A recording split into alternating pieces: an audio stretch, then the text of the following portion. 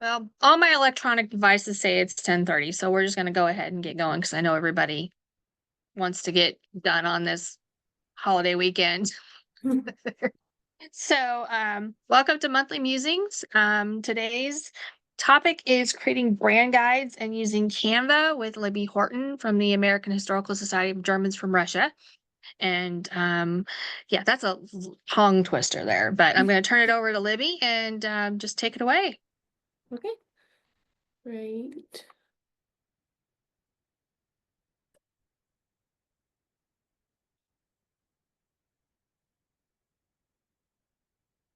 All right, can you see my presentation?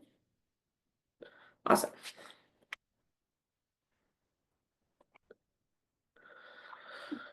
So, my name is Libby Horkin, and I'm the Publications, Marketing, and Exhibits Coordinator at the American Historical Society of Germans from Russia in Lincoln, Nebraska. I have a BFA in graphic design from UNL and have experience in both print and digital design. While my main job is running our publications, I love helping out with anything design related. I've started designing exhibits, making content for social media, and designing products for a gift shop. To make sure everything is cohesive, I follow our brand guide that was made by Lee Media in 2022. Today, I will show you what a brand guide is and how it can benefit your museum. If your organization already has one, this presentation will help you understand how to use it. So, what is a brand guide? Brand guides are essential to establishing the unique identity and character of your organization. Your style guide helps ensure that your organization's leaders, partners, and employees are aware of your brand assets and understand how they should be used. One of the first pages of a brand guide will describe who you are. Describe your organization like you're talking to someone who knows nothing about you. So, for instance, a lot of times you'll have your mission. HSGR's mission is to discover, collect, preserve, and share the history, cultural heritage, and genealogical legacy of the German settlers in the Russian Empire. Next, knowing your target audiences are very important for whether you're designing an exhibit or writing captions for social media. A children's museum will approach things differently than a history museum. One of HSGR's audiences is descendants of Germans from Russia who tend to be middle age or retirement age who have become interested in their genealogy. This isn't our only target audience, though. We also have historical researchers and authors, museum aficionados, um, all ages. So now that you have your mission and your audience figured out, you should figure out how you communicate to your audience. A natural history museum may have a more formal tone, while a children's museum is going to have a more upbeat tone. Your tone may change across platforms. You may want to be more casual on social media, like on TikTok or on Instagram, and you may want to be more formal for an official press release. HSGR's tone is clear, respectful, friendly, and professional. Next is your logos. Your logos can have different forms for different purposes. Having a simple logo, a logo with your tagline, a horizontal and vertical logo, and a stacked logo will cover most situations. A solid black or white logo is also important. So I have here HSGR's logo. So this is our main one, very simple. And then we have ones with our tagline. Having one that's vertical would be good for banners. And then you'll want one that's more vertical too. Sorry, this one's horizontal.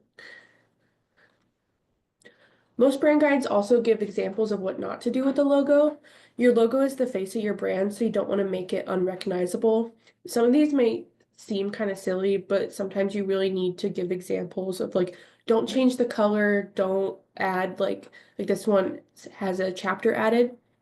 Give those examples so people know exactly what they're not supposed to do. So knowing what kind of file type to use with logos is very important. There are two categories of image files, raster and vector.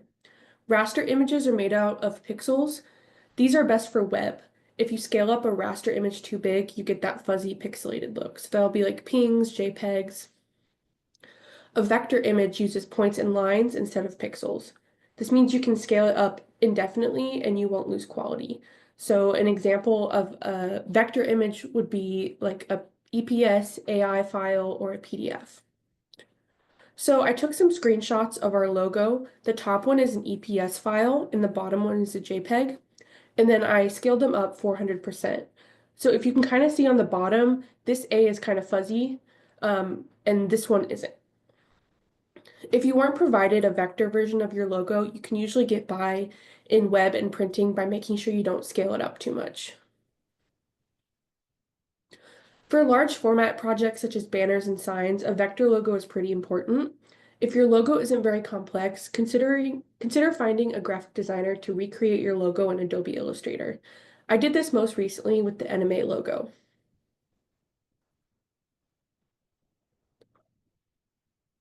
You want your brand colors to stay consistent, whether it's on a brochure or your website. Knowing the exact values of your brand colors ensures that it's the same every time. So our brand guide has several different values for each color. We have hex codes and RGB codes, which are for screens, and CMYK and PMS are used for print. Not every color is going to have a PMS color. PMS colors aren't often widely used anymore, but they're still nice to know. Along with the colors that are in your logo, consider adding secondary and accent colors. I've included a screenshot from our website how we utilize some of the secondary and tertiary colors. So we have these kind of tan colors, and then a lot of our buttons have this orange that really like grabs people's attention. If you want to develop a color palette but don't know how, try using a color palette like this one. You can create a palette from an image and lock the colors that you like and then shuffle to test out different colors. I've used this a lot. It just really helps to kind of brainstorm what colors look good together. You don't need to know like color theory to create a color palette. I've included some of the things that I have designed for HSGR so you can see our color palette in action. So I have a bookmark, brochure, and a newsletter here. They're all pretty unique, but I have certain elements in them that tie them together and make them recognizable that this is our organization. For fonts, you're going to want something for headings and titles, and a font for large bodies of text. A serif for the heading and a sans serif for the body is always a good combo. So a serif is going to be the ones with the little feet, and sans serif is without them. We use Myriad Pro and Minion Pro, which is one of the most common type combos. You see it a lot. Google Fonts is a great option for free fonts that anyone can download. They also have icons. This is helpful because with like Minion Pro, Myriad Pro, you can only use them maybe in certain Adobe applications, where if you have a Google font as one of your brand fonts, anyone can download it and they can have it on their computer. Some other things that you can include are templates for email signatures, guidelines for photography, and icons you can use other than your logo. So we have icons on our website that lead to different pages. You might want to include those in your brand guide. Small things such as email signatures are really important, wanting to make sure it's all formatted correctly, especially when you're contacting other people outside of your organization. I feel like it's really important to make sure that that's the first thing they might see about you. So, how to use Canva? Canva is a free online design program where you can create posters, business cards, PowerPoint slides, and more. While Canva is free, their pro account has some helpful features for organization. This isn't a replacement for big projects such as publication design, in my opinion. Canva kind of gets a bad rap from professional designers, but because things like Adobe Creative Suite are so expensive, it can be helpful to have something that's either free or lower cost for small organizations. So I'm going to show you how you can use features like the brand kit in Canva to keep your branding consistent. So I'm just going to exit out of this. Second.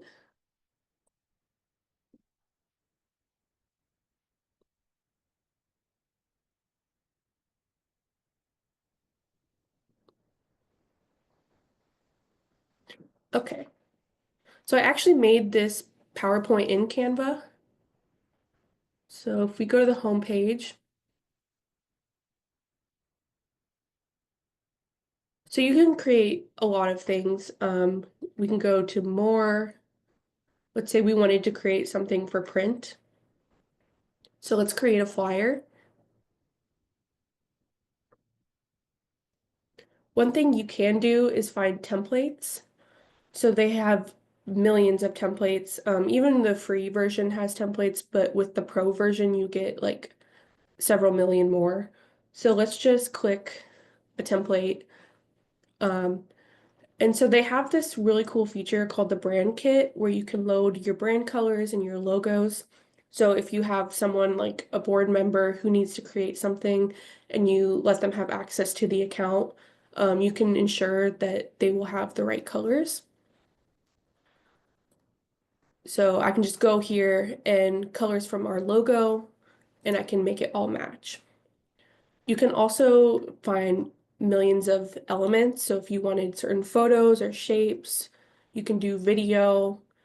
It's a lot of stuff that you can do. Now, let's say you wanted to export this and you wanted to get this to a printer. You can go to share,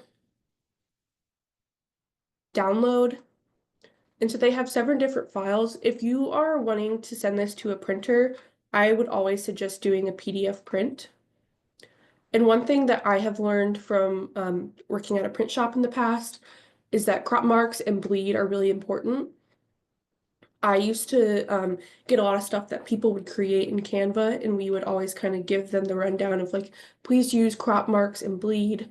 Don't flatten the PDF. A lot of times they can go in and do edits if needed, so not flattening the PDF is really important.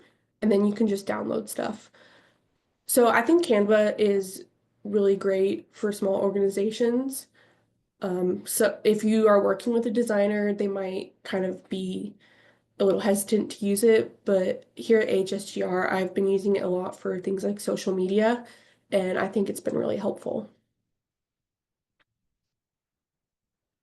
So that's kind of the end of my presentation. Does anybody else have any questions?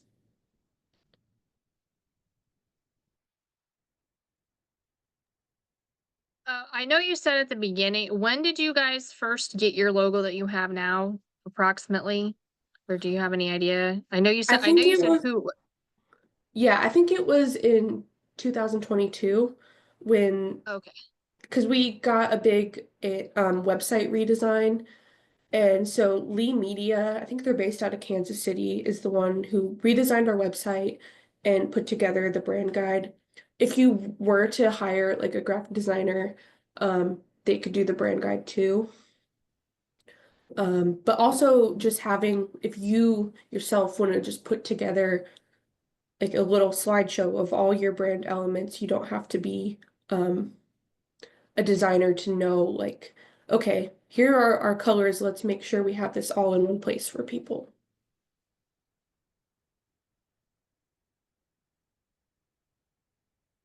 I'm with the High Plains Museum in McCook, and we are currently working on our brand guide, um, trying to establish some professionalism, if you will, because for years and years, it was all just clip art Yeah. on flyers and things, and I just want to add a little bit more professionality to it. And so I do want to thank you guys because you have shared your brand guide with us. And if I believe it's on the Nebraska Museum website. Um, Yes. it's been very helpful. First of all, for selling the idea of it to my board.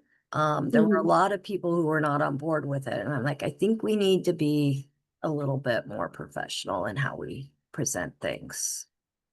Yeah. I think things like that really do matter.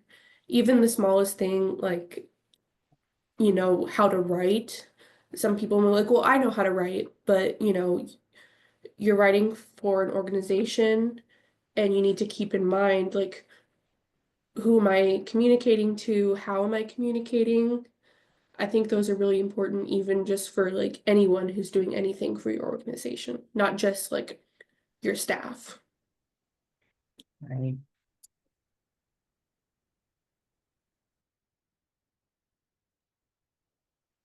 Does Canva do newsletters? I've heard of Canva, but that's the extent of what I know about Canva. So, I mean, and you said you did your PowerPoint or your presentation. So, but what else can you do on Canva? So you can do videos. Our former research coordinator did a lot of videos with like audio. So with our tape deck digitization. So we've been making a lot of TikToks and like Facebook Reels. I think you can do newsletters, flyers. Um, I don't know if they have exactly like where you can put it in spreads like a magazine. I think you could figure out a way. It just might be a little more clunky. But it's a lot more easy to learn than say a program like InDesign, Adobe InDesign. That can be a really big like learning curve for someone who has no experience in design programs. So Canva does make it pretty easy. I just The speaker recently and I'm sorry. go ahead, Jennifer. I just recently used Canva to do some exhibit things. So like this, just kind of how it looked. And Mhm. so I designed it in Canva and then sent it to a printer and they printed out what I needed. And you can do any size because I had different sizes, this was sort of like the default one, and then I had a slightly bigger one for like, for the introduction, I guess you could say, for the exhibit. Um, so, that's what I've used it for so far. Yeah. So, And I think printing companies are now pretty used, especially if you're using like local ones. I worked at a local print shop, so a lot of the things we were getting were, just your regular like couples that were wanting their wedding invitations printed, so they would do it in Canva. So I think a lot of print companies are familiar with Canva and the file types. Sometimes they might, depending on the printer, they might ask you to re-export it to have bleeds, so it bleeds off the page.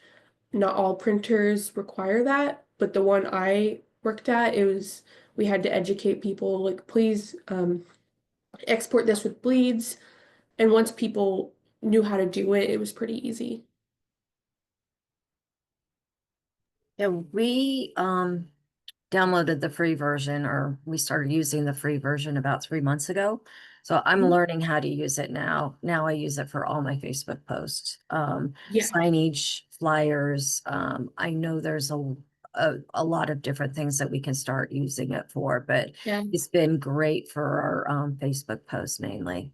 Yeah, we don't use it, but there's even a way where you can schedule posts within Canva. So, I mean, you can also do that with like Facebook, schedule posts ahead of time. Right. That's also something that I would recommend, you know, so you're not on Facebook all the time, like, oh, I need to post this. Plan out your posts for either the month or the week, and then just schedule them so you don't have to worry about it. Good suggestion.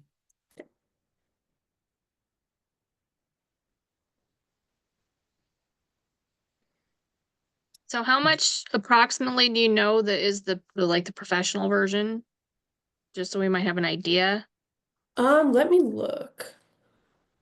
I mean, I know most of us would probably take advantage of the free version, but there Yeah. might be some, if they come back and look at this, they might be able to use the professional one.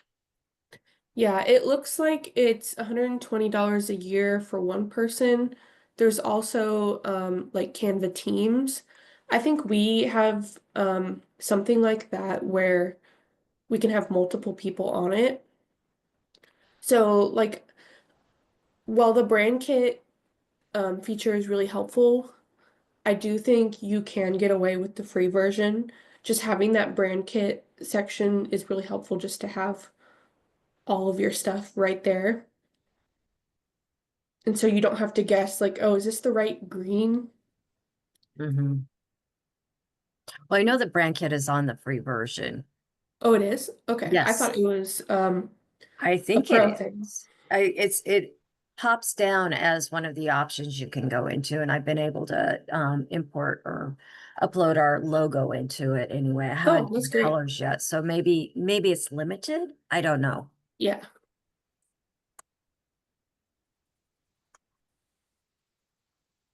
Okay, does anybody else have any questions? I found that informative. So I mean, I've heard of it. I just haven't. I honestly don't have time right now to go in and play with it as much as I would like to. But fortunately, I do have a board member who I think she might actually be trained as a graphic designer. I'm not entirely sure. So we kind of, if she has time, we kind of go, "Hey, Melanie, can you do this?" And she'll whip something out usually within Yeah. like 10 minutes. So, Yeah. but sometimes we don't always have access to her because she's busy. So I need to know how to do that as well. So well, if there's nothing else, let's see. Next month it is on the 26th, and it's scheduled to be the State Historic Preservation Office, and hopefully we will be able to have them because they're one of those offices that's been targeted with budget cuts, so I haven't really heard much from them. So, but that's what the plan is. So we're going to stick with that for right now. So June 26th, at the same time. So yeah, thank you very much. This will be up on the website. I'm not entirely sure when what her turnaround is to get things up on the website, that we did record this. So, it'll be up there if people have any questions or want to come back and see it, which I may have to. I'm So, gonna send but some thank you board very much. members to it. Yes, exactly. Yeah, I'm gonna text Melanie and say, "Hey, are you familiar?" Well, she probably is, but I'll just say, "Hey, are you familiar with this?" and kind of go from there. So, well, thank you very much, everybody, and hope you have a good holiday weekend. And if you get the whole weekend off, enjoy, and we'll see you next time. Okay, thanks, Libby. Great presentation. Thank you. Yep, thank you.